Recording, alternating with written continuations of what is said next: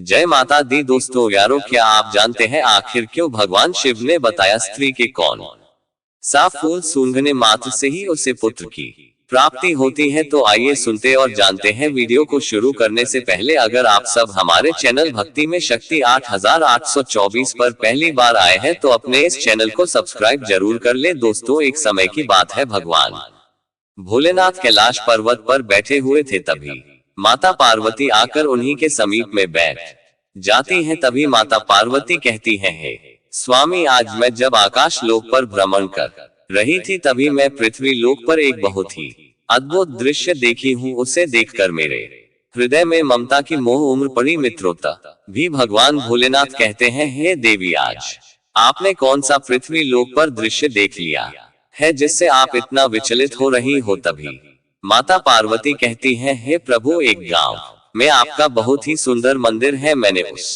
मंदिर पर आते हुए बहुत से लोगों को देखा है कि कुछ लोगों के पास 4-4 पुत्रियां हैं और कुछ लोगों के पास में 4-4 पुत्र है। तो हे प्रभु, जिन लोगों के पास में पुत्र नहीं है, केवल पुत्रियां हैं, वह अपने व को बढ़ाने के लिए बहुत ज्यादा दुखी है। ऐसे माता पिता एक पुत्र की प्राप्ति के लिए पता नहीं कहां कहां भटकते हैं, क्या क्या पूजा पाठ करते हैं, फिर भी उनकी सुनी गोद नहीं भरती। आखिरकार ऐसे माता पिता को जिनकी गोद एक पुत्र के बिना सुनी है, ऐसे माता पिता की गोद कैसे भर सकती है और किस प्रकार से उन्हें पुत्र की प्राप्ति हो सकती है? तो हे प्रभु, कृपया आप इसके बारे में मुझे बताएं। तब भगवान भोले बाबा कहते हैं, हे देवी पार्वती, आज मैं तुम्हें एक ऐसे फूल के बारे में बताऊंगा जिसके मात्र सूंघने से ही पुत्र की प्राप्ति हो जाती है। मित्रों, फिर माता पार्वती कहती है, हे प्रभु, यदि ऐसी बात है तो मुझे उस फूल के बारे में आप जरूर बताइए। वह कौन सा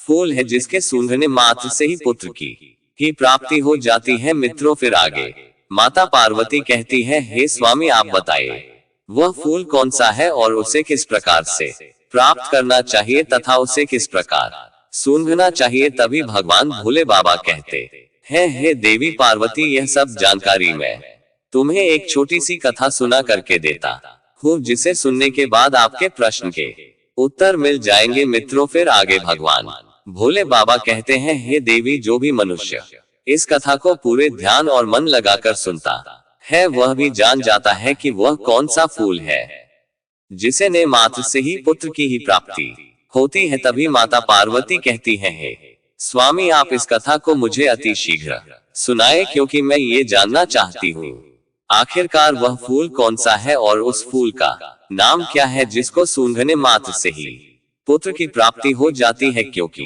प्रभु, एक नगर में एक सेठ की पुत्री है जो हमारी बहुत बड़ी भक्त है। वह हमारी तथा आपकी पूजा पाठ हर सोमवार को करती है तथा वह हर सोमवार व्रत भी रहा करती है और अभी तक उसकी शादी नहीं हुई है और वह अपने पिता और अपनी बहनों की हालत देखते हुए पुत्र की अभिलाषा रखते हुए काफी बरसों से परेशान है कि जब उसकी शादी हो जाए तो उसके मन की मुराद अवश्य पूरी हो और उसे पुत्र की प्राप्ति हो। तो इसलिए प्रभु, यदि मुझे मालूम पड़ जाएगा कि फूल के सूंघने मात्र से ही पुत्र की प्राप्ति हो जाती है तो मैं उसके पास में जाकर के अपनी उस भक्ति को यानी उस सेठ की पुत्री को ये बात जरूर बताऊंगी, जिससे उससे पुत्र प्राप्ति की मुराद पूरी हो सके। मित्रों, फिर आगे भगवान भोले बाबा माता पार्वती से कहते हैं, हे देवी, आज आपने स्त्रियों तथा पुरुषों के लिए बहुत ही महत्वपूर्ण प्रश्न किया है। इस प्रश्न में स्त्रियों और पुरुषों के जीवन भर का लाभ छुपा हुआ है। तो हे प्रिय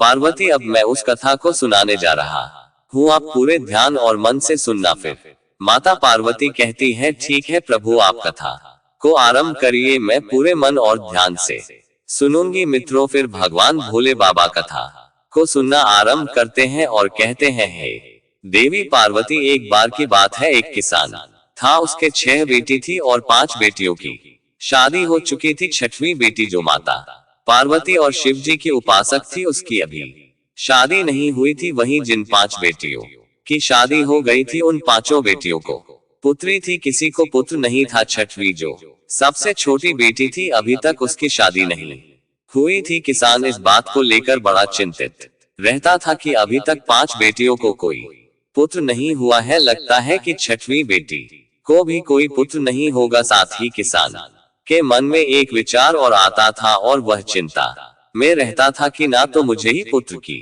प्राप्ति हुई और ना मेरी 5 पुत्रियों को ही पुत्र की प्राप्ति हुई, और 6वीं पुत्री की शादी होने के बाद में इससे भी कहीं पुत्र की प्राप्ति नहीं हुई तो मैं संसार में कैसे मुंह दिखाऊंगा। लोग पता नहीं मेरे बारे में क्या सोचेंगे। वही वह किसान जो था, जब भी जंगल में काम करने जाता था तो अपनी मदद के लिए अपनी सबसे छोटी बेटी को भी अपने साथ में लेकर जाता था। एक दिन किसान को काम करते करते समय ज्यादा हो गया और धूप निकल आई, गर्मी पड़ने लगी। दिन गर्म हो गया तो किसान ने अपने कपड़े उतार दिए और घास में डाल दिए। जब उसका काम खत्म हो गया तो किसान ने अपनी बेटी से अपने कपड़े लाने के लिए कहा, और जैसे ही किसान की सबसे छोटी बेटी किसान के कपड़ों को उठाने के लिए घास के पास में पहुंची तो उसने क्या देखा कि वहां पर एक नाग पड़ा हुआ था। वह उस नाग को उठाना नहीं चाहती थी, इसलिए वह वापस अपने पिता के पास गई और उससे पूछा कि उसे क्या करना चाहिए। वही किसान ने अपनी बेटी की बात सुनकर कि अपनी बेटी से कहा कि वह उस नाग से ना डर और इस गान को एक तरफ फेंक दे और अपने पिता यानी उस किसान के कपड़े ला करके उसे दे दे। और ऐसा कहकर के किसान जो था अपने घर चला गया। मित्रों, फिर आगे भगवान भोलेनाथ माता पार्वती को कथा सुनाते हुए कहते हैं, हे देवी पार्वती, फिर उसकी बेटी भी किसान के पीछे पीछे घर आ गई। अगले दिन बेटी को फिर से जंगल में जाना था। उसने कहा, पिताजी आप परेशान ना होइए, आप नागों को दूर फेंकने के लिए कहते हैं, मगर यदि मैं नाग को फेंक दूंगी तो उसे चोट लग जाएगी। किसान की लड़की मन ही मन में उस नाग की मदद करना चाहती थी। वही अपनी छोटी बेटी की बात को सुनकर के किसान ने कहा, मुझे मेरे कपड़े लाकर दो, आगे तुम्हें उस नाग के साथ में कैसा व्यवहार करना है ये तुम जानो। इस प्रकार किसान की बात सुनकर के किसान की छोटी बेटी उस नाग के पास गई और फिर जंगल में उसे वह नाग मिल गया। लेकिन उसने उस नाग से कहा, हे मेरे प्यारे छोटे भाई, क्या तुम लेटने के लिए मुलायम जगह चाहोगे। वही नाग ने किसान की पुत्री की ओर उज्जवल और मैत्रीपूर्ण आंखों से देखा, मानो वह कुछ कहना चाहता हो। इसीलिए किसान की लड़की ने उस जहरीले नाग के भाव को समझकर कि कुछ खरपात वार इकट्ठा की और उस नाग के लिए एक अच्छा सा नर्म जगह बना दी और फिर उस नाग से कहा, तुम इस नर्म जगह में लेट जाओ। फिर जैसे ही किसान की लड़की ने उस नाग को उस जगह पर लेटा आया तो वह नाग किसान की लड़की से कहने लगा और उससे पूछा, क्या तुम मेरी सेवा में आना चाहोगी। मैं जानता हूँ तुम्हारे पिता बहुत ही गरीब हैं और वह मुझे दूर फेंकवाना चाहते थे क्योंकि उन्हें उनके कपड़े मिल सके, क्योंकि मैं गर्मी में बहुत परेशान हो रहा था, इसलिए तुम्हारे पिता के कपड़ों में बैठ गया। तुम बहुत अच्छी लड़की हो, मैं तुम्हें पसंद करता हूँ। तुम केवल बस हर दिन लगभग कुछ घंटे मुझे अपने साथ घुमाने के लिए ले चला करो। इसके लिए मैं तुम्हें रोजाना बहुत सारा धन दूंगा, मजदूरी और खाना पना भी दूंगा। यदि तुम 3 बरस तक ऐसा करो तो मैं जादू से छुटकारा पा लूंगा, क्योंकि मैं एक जादुई राजकुमार हूँ और फिर राजकुमार बनते ही यानी अपने असली रूप में आते ही मैं तुम्हारे साथ में विवाह भी कर लूंगा। मित्रों, फिर आगे भगवान भोले बाबा कहते हैं, हे देवी, वही नाग की बात को सुनकर वह लड़की तैयार हो गई। लड़की ने कहा, मैं आपकी सेवा करने के लिए तैयार हूँ, आप जैसा कह रहे हैं मैं वैसा ही करूंगी। तो नाग ने कहा, फिर कल इसी समय पर तुम आ जाना। और फिर वह लड़की वापस आने का वचन देकर के अपने पिता के कपड़े लेकर के घर वापस आ गई और वही रात को खाना खाने के बाद सो गई। और फिर जब सुबह को उठी तो उसने अपने पिता किसान से कहा, पिताजी, आपके कपड़े मैंने लाकर आपको दे दिए। अब तक मैंने अपनी और आपकी गरीबी देखी है। मैं काफी समय तक घर पर रह चुकी हूँ, अब मैं दुनिया में अपनी किस्मत आजमाने जा रही हूँ। आप मुझे जाने की अनुमति देने की कृपा करें। मित्रों, उधर वह किसान अपनी लड़की को कहीं भी जाने की अनुमति देना नहीं चाहता था, क्योंकि वह लड़की नाग को वचन देकर के आई थी। इसलिए उसने अपने पिता से कहा, चाहे उसे भीख ही क्यों ना मांगनी पड़े, मगर अब मैं भाग्य को बदल कर ही रहूंगी। और ऐसा कहकर के किसान की लड़की जो थी जंगल में चली गई। वह जंगल में गई और जल्दी ही उसे वही नाग मिल गया। फिर वह उसके आने से बहुत ही प्रसन्न हुआ और नाग ने उससे कहा, अब तुम आ गई हो तो मुझे थोड़ा इधर उधर घुमाने के लिए ले चलो। फिर किसान की लड़की ने वैसा ही किया। फिर किसान लड़की ने उस नाग को अपने पीछे पीछे घूमने के लिए लेकर चल दी।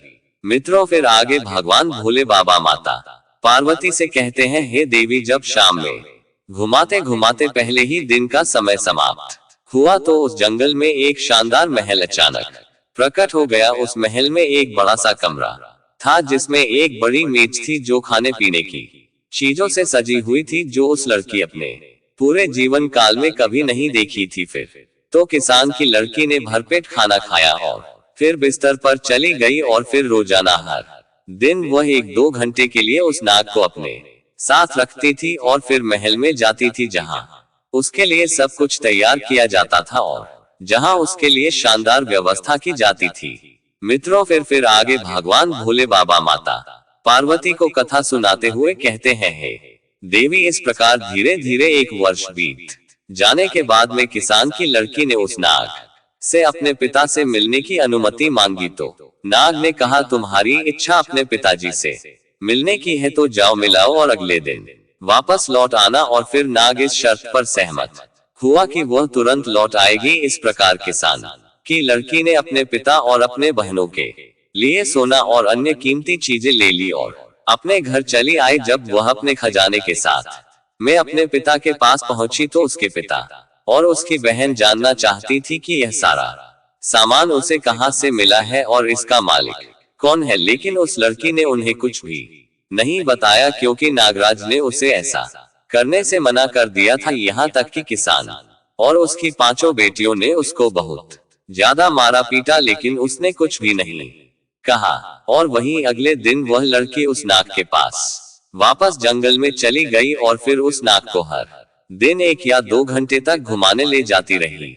इस प्रकार दूसरे वर्ष के अंत में एक बार फिर वह अपने पिता और अपनी बहनों से मिलने गई और इसी प्रकार तीसरे वर्ष के अंत में भी मिलने गई। वहीं जब किसान की लड़की तीसरी बार नाग को छोड़कर के अपने पिता और अपनी बहनों से मिलने के लिए गई तो जाने से पहले नाग ने कहा था कि आज तुम तुरंत लौटकर आना, कल तक नहीं रुकना। और इस प्रकार वह लड़की आने का वचन देकर के उस नाग को छोड़ करके चली गई। उधर जब वह लड़की अपने पिता के पास पहुंची तो उसके पिता और उसकी बहनों ने इस बात पर जोर दिया कि जो धन वह अपने साथ लेकर आती है, सोना चांदी आदि, उसका असली मालिक कौन है और वह किसके यहाँ पर काम करती है। वहीं उस लड़की ने अपने पिता और अपनी बहन को कुछ भी नहीं बताया तो किसान ने उसे घर से बाहर जाने देने से इनकार कर दिया। वहीं किसान की बेटी ने किसी तरह से अपने आप को बाहर जाने का रास्ता निकाल लिया। आखिरकार उसने जोर लगा करके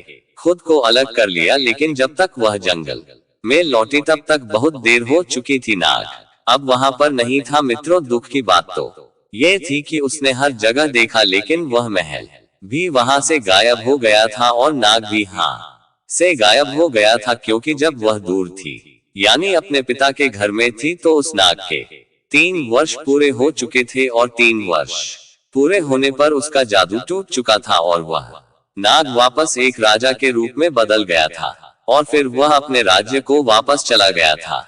उधर उस नाग को जंगल में ना पा करके वह लड़की बहुत परेशान होने लगती है और सोचने लगी, शायद मेरे पिता और मेरी बहनों ने मुझे घर पर ना रोका होता तो शायद आज वह नाग मेरे पास होता। फिर तो लड़की ने उस नाग को दुनिया भर में खोजने का फैसला किया और ढूंढते ढूंढते रास्ते में वह जंगल में एक झोपड़ी के पास पहुंची जहां पर एक बूढ़ी औरत रहती थी। फिर उसने रात के लिए आश्रय मांगा और बुढ़िया को सारी बात बताई। फिर बुढ़िया ने उसका मित्रवत ढंग से स्वागत किया और अगले दिन बुढ़िया ने 3 सेब दिए और उसने उसे बताया कि पहले सेब में एक सोने की तकली है, दूसरे सेब में सोने की सूत की रील है और तीसरे सेब में एक सुनहरा चरखा है। और उसे बताया कि वह सबसे पहले किससे मिलेगी और उसे क्या करना है जिससे वह राजा तक पहुंच सके। वही लड़की ने मित्रता पूर्ण वृद्ध महिला को धन्यवाद दिया और वहां से आगे बढ़ गई। इस प्रकार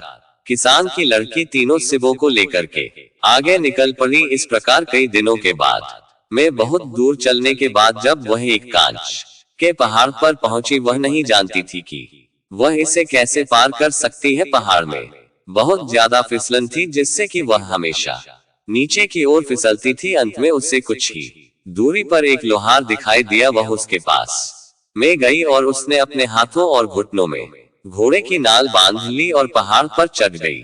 इस प्रकार पहाड़ को पार करने के बाद में उसे एक महान नगर दिखाई दिया। वहां पर वह राजा रहता था। मित्रों, यह वही नाग था जिसे वह प्रतिदिन इधर इधर से उधर ले जाती थी। इधर वह राजा जो था पहले से ही शादीशुदा था। उसकी एक खूबसूरत पत्नी थी। ज्यादा समय हो जाने की वजह से वह नाग जब राजा में बदल गया तो उस किसान की लड़की को भूल गया। इधर नाग से बने राजा को कोई संतान नहीं थी, मगर उसकी जो रानी थी वह अपने राजा की सारी संपत्ति अपने परिवार वालों को दिलवाना चाहती थी, क्योंकि उससे राजा से ज्यादा अपने घर परिवार में ज्यादा मोह था। उधर राजा भी पुत्र के न होने से बहुत ज्यादा चिंतित था। मित्रों, फिर आगे भगवान भोले बाबा माता पार्वती से कहते हैं, हे देवी, एक दाई भेष बदल कर के महान के अंदर चली गई और रानी से काम करने की गुहार लगाने लगे। वही रानी ने ये सोच कर के काम दे दिया कि यह सूत काटने वाली है और रोजाना महल में रह करके मखमल जैसे हमारे महल में रखे हुए सोफा के सूत काट दिया करेगी। इस प्रकार जब किसान की लड़की ने पहले दिन बाला सेब खोला जो जंगल की बूढ़ी औरत ने उसको दिया था, तो उसमें से सोने की तकली निकली। और जब रानी ने उस तकली को देखा तो उसे बहुत पसंद आई। फिर रानी ने किसान की लड़की से कहा कि मैं इसे खरीदना चाहती हूँ। तो किसान की लड़की ने रानी से कहा, नहीं नहीं, ये बिक्री के लिए नहीं है, लेकिन अगर आप मुझे एक रात के लिए राजा के साथ सोने दोगी तो ये तकली मैं आपको दे दूंगी। वही सोने की तकली रानी को बहुत पसंद थी, इसलिए रानी ने सोचा और वादा किया, ठीक है, तुम मुझे तकली दे दो, आज रात को मैं तुम्हें राजा के पास सोने की अनुमति दे दूंगी। फिर क्या था मित्रों, जैसे ही शाम हुई तो रानी ने राजा को नींद की दवा दे दी और इस प्रकार राजा जो था गहरी नींद में सो गया। फिर राजा के सो जाने के बाद में रानी किसान की लड़की को राजा के शयन कक्ष में ले गई और छोड़कर के चली आई। उधर किसान की लड़की राजा के पास जाकर के बिस्तर के पास बैठ गई और फूट फूट करके रोने लगी। अब मुझे पता है कि कृतज्ञता दुनिया का चलन है। उसने कहा कि 3 साल तक मैं तुम्हें नाग के रूप में खोज रही थी, तुम्हारी खातिर मुझे अपने पिता और बहनों से मार और कठोर शब्द मिले।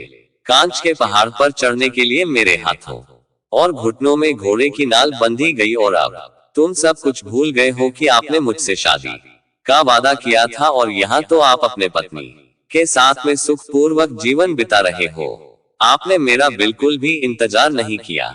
राजा नींद में था क्योंकि रानी ने उसको नींद की दवा खिला दी थी ताकि वह उस किसान की लड़की से बात नहीं कर सके। इस प्रकार से किसान की लड़की अपनी बात बोलती रही मगर राजा सोता रहा और उसको कोई जवाब नहीं दिया। किसान की लड़की यही सोचती रही कि राजा मेरी बात को सुन रहा है लेकिन कोई जवाब नहीं दे रहा। और इस प्रकार राजा से बात करते करते सुबह हो गई और फिर रानी आए और फिर किसान की लड़की को राजा के शयन कक्ष से बाहर ले गई। राजा इतनी गहरी नींद में था कि उसे कुछ भी समझ नहीं आया। मित्रों, फिर आगे भगवान भोले बाबा माता पार्वती को कथा सुनाते हुए कहते हैं, हे देवी, इस प्रकार किसान की लड़की ने दुखी होकर दूसरा सेब लिया, उसे तोड़ा और उसमें से सुनहरे धागे की रील निकाल ली। फिर जब रानी ने उस रील को देखा तो उसने उसकी बहुत प्रशंसा की और लड़की से उसे बेचने के लिए कहा। वही किसान की लड़की ने रानी से फिर कहा वह एक बार फिर राजा से उसकी मुलाकात शाम को करवा दे तो उसको सुनहरे धागे की रील दे देगी। वही रानी ने वचन दिया और सब कुछ पहली रात की तरह ही हुआ। राजा नींद की दवा खाने की वजह से गहरी नींद में सो रहा था, क्योंकि रानी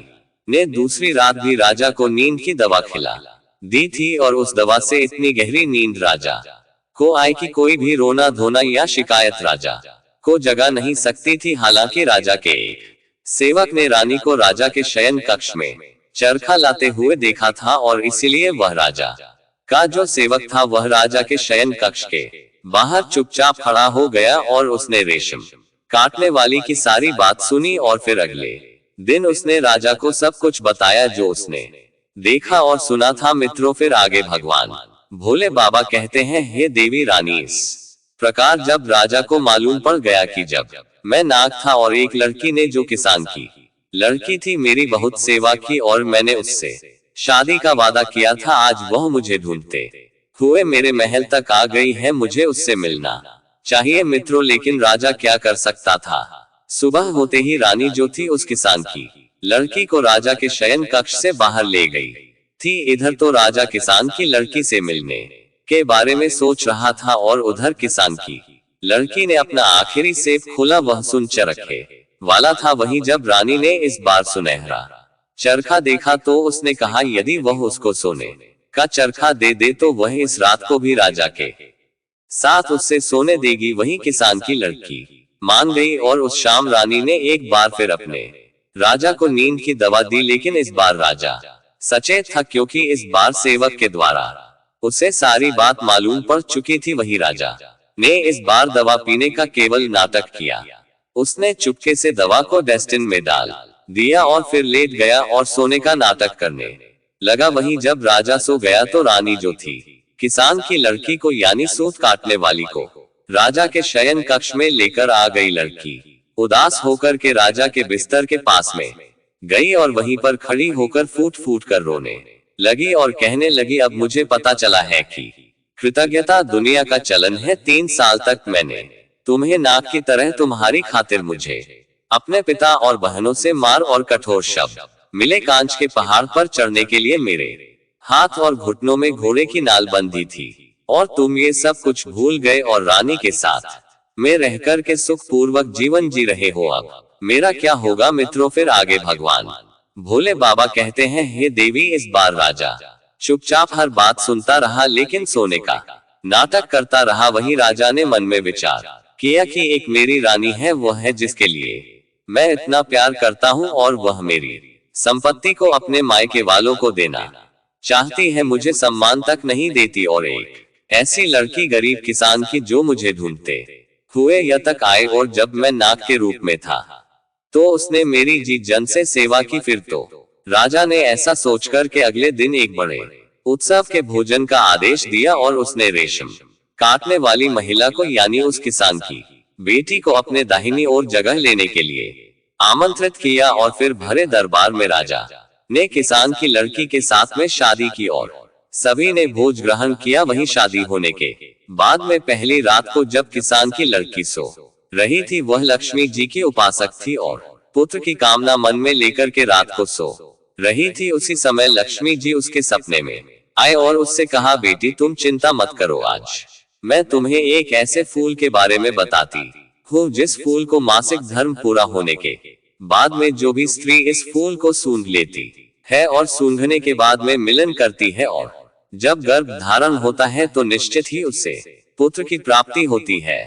वहीं माता लक्ष्मी जी ने किसान की लड़की से आगे कहा कि हे बेटी, शाम को सूर्यास्त के समय बगीचे के उत्तर पश्चिम कोने में लाल गुलाब और सफेद गुलाब के फूलों की टहनी को जिस पर सुंदर साफ और पूर्ण विकसित गुलाब लगा हो, एक थाली से ढक देना चाहिए और अगली सुबह सूर्योदय के समय उसे हटा देना चाहिए और फिर लाल गुलाब को सख्त करके पति के साथ में संबंध बनाने पर पुत्र की प्राप्ति एवं सफेद फूलों को सूंघ करके संबंध बनाने से पुत्री की प्राप्ति होती है। मित्रों, फिर आगे भगवान भोले बाबा माता पार्वती से कहते हैं, हे देवी, आप अपनी उस भक्त को बता देना, उस ऐसा ही करना है। यदि उससे पुत्र चाहिए तो लाल गुलाब को सूंघना है। फिर ध्यान ये रहे कि धोखे में दोनों गुलाब के फूलों को नहीं सूंघना चाहिए। मित्रों, इस प्रकार उस किसान की लड़की ने राजा को अपने सपनों वाली उस बात को बताई। फिर राजा ने सुंदर से बगीचे में एक सफेद गुलाब और एक